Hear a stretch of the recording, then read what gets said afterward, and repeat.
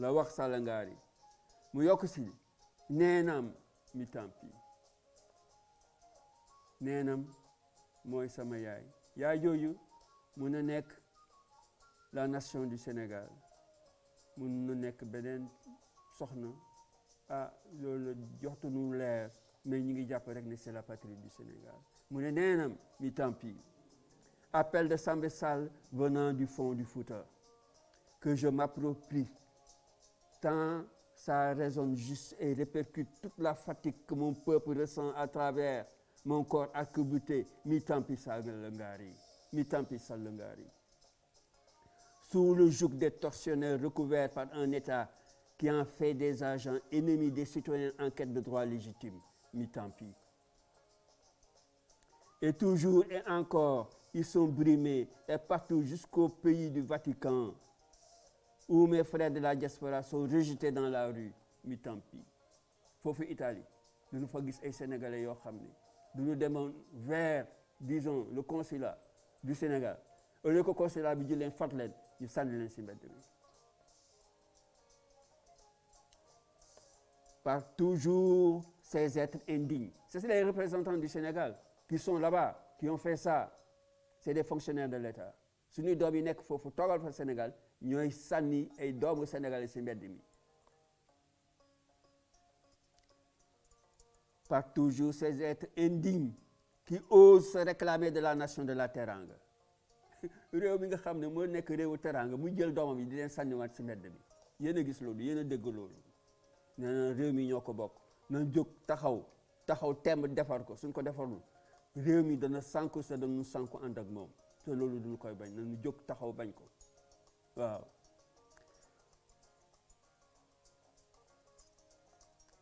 donc réclamer de la nation de la Teranga ces gens qui osent le faire mais étant en réalité des pitbulls qui grognent et jappent pitbull xam ngeen mooy lan mooy xaj yi gën a soxor yi nga xam ne ñoom du leen di redressé rek pour ñu tëb di dal di màtt di rey loolu mooy pitbull ñooñu duñu mel ne ay pitbull fonctionnaires sénégalais yu nekk à l'étranger quand ils voient un camp patriote émerger sur la ligne de mire de leur horizon délimité par le pouvoir d'un système mafieux qui a peur de son ombre Samba Sall mu ne mi tampi ba ñu fa nekkee nan fa nekkee ñu ngi ci ay trafic moo tax ku fa ñëw du lay ragal parce que li ngay indi ak ragal na nga gis fa loo xam ne daf leen di weeje c'est loolu bëggunu mu am bëggunu mu law noonu la Sénégalais yi di comporté wu à l'étranger moo tax Samba Sall gis loolu ba pare yëg ko ne Salla Ngari mi tampi mu ne ko Almami tu es censé prendre en charge mes tares et mes ignorances de pauvres citoyens mes droits aussi de sujet sous ta sagesse Salla Ngari mi tampi yow bi nga xam ne suñu doom nga yàlla baaxee la xéewal loo xam ne bu du jeex teg la si bopp réew mi teg la foo xam ne kenn àggu fa yoo mun a def da nga war a jóg taxaw lépp li nga xam ne dafa ñaaw sa dafa bon nga xeex ko dindi ko si réew mi wante Salla Ngari loolu ñu ngi koy gis ba tey moom li xew moom kenn mënu la wax ni mu ñaawee ak fa mu toll moo tax Salla Ngari yi lay woo di la wax mi tampi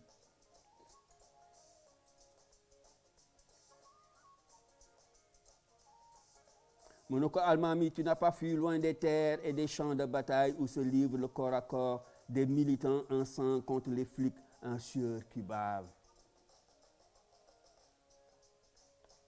mi tampi Almami de souffrir de fureur en attendant l'ordre criminel de l'attaque des flics piaffant de haine entretenue par le système des chefs qui leur demande de charger corrompus et devenus des sortes de viles créatures sans cœur qui ne tolèrent que la peur de leurs subordonnés et qui sont à leur tour des accros à la violence d'État gis nga dafa am loo xam ne nit su ko dëkkee di def day dem ba foog ne sa loolu dafa naturel sunu mbokk alkaati yi policiers yi nga xam ne si ñun nañu jógee ñooy leen di ngénte di leen suur suñu dee di ànd ak ñoom di julli di bokk ak moom xéewal yi nga xam ne muy jóge Tiwaawan di jóge Touba Ndiassane Kaolack ou feneen ñooñu ñooy sunu mbokk yi nga xam ne sunu demee ba sol seen tenue yu ñuul yooyu nekkatuñu sunuy mbokk, nekkatuñu ay jullit, nekkatuñu ay nit ñoo xam ne gëm nañ yàlla mën nañ wax, ndaxte ni ñuy comporté woo kenn mënu ko comprendre, du ñuy dem di def loo xam ni kenn mënu ko nangu. loolu moo tax Samba Sall bii nga xam ne nii daf ko dund ni ko yeneen nit ñi nga xam ne ñu ngi si réew mi di dund depuis longtemps, depuis que Sall Ngari est au pouvoir, loolu duñu ko baal kenn, moo tax nous sommes debout face à nos responsabilités en tant que citoyens de ce pays pour dénoncer en tout cas des actes yoo xam ne qui sont des actes de répression inimaginables, inacceptables dans un pays de droit, dans un pays qui prône la démocratie. Donc neenam mu ne neenam mi tant pis au regard des atrocités qu'ils me servent dans la fonction administrative, dans la santé, les écoles, les mairies. du rek alkaati yi gis nga foo munti dem fonction publique nga jóge fa dem si hôpitaux yi, santé, dispensaire, si écoles yi, si mairie yi. C'est le même comportement du Sénégalais, du Sénégalais, les L-A-I-D-S, Sénégalais bu ñaaw, les pas L-A-I-S, L-A-I-D-S mooy Sénégalais bu lee ñaaw. Sénégalais yu ñaaw ñooñu ñoo nekk foofu di comporter wu de cette façon, de brimer leurs frères, de brimer leurs sœurs, di leen teg ay méthodes yoo xam ne kenn mënul xam li lu mu doon, mu mel ne ñii c'est des ennemis de leur propre peuple. loolu Sénégal bi nga xam ne ñoo ko bokk moo jóg taxaw ne dana ko xeex, lu mu si am nag jël ko xam ne loolu ndogalu suñu borom la. te lii dañu koy dénoncer tous les jours parce que réew mi ñoo ko bokk si naqar, bokk ko si tiis, bokk ko si bànneex, bokk ko si droit, bokk ko si devoir. loolu mbokk yi moo nekkoon li nga xam ne moom la suñu xarit boobu Samba Sall doon jottali ki nga xam ne mooy le chef de l'État, mu tuddee ko Almami. mooy ne ko Almami mi tant pis du vide autour de nos besoins et du pillage en cours de nos ressources que l'on cache sous le faux débat d'un troisième mandat. mu ne yàlla mi tant pis. ok donc loolu moo nekkoon bataaxal bi nga xam ne Samba Sall moom la jagleel bi nga xam ne mooy njiitu réew mi di ko yëgal li muy yëg li réew mi di yëg, di ko ñaan nag mu jóg taxaw si def li nga xam ne mooy waru garam. mbokk yi lii moo nekkoon tey waxtaan bi nga xam ne travers Facebook bokk lépp bokk fépp ak ñëpp, te duñu bàyyi leen, duñu bàyyi kenn, duñu bàyyi fenn. moo taxoon ñu ñëwaat tey doon waxtaan ak yéen, di leen sant di leen gërëm, di leen dig daje gannaaw suba, parce que fees bokk ñaari fan lay am, mu desiwaat ci plateau bi jokkoog yéen, yëgal leen li nga xam ne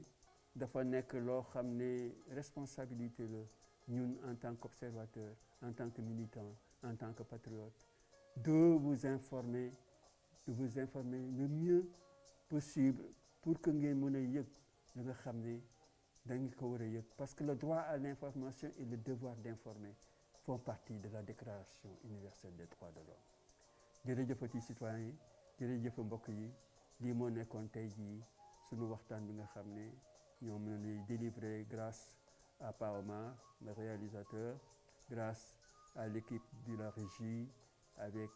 Diop, et grâce à tous les collaborateurs de Leral. jërëjëfati, merci, jàmm ak salaam, alhamdulillahi rabbil alamin. bu leen fàtte nag, bu leen fàtte ku nekk fa nga nekk,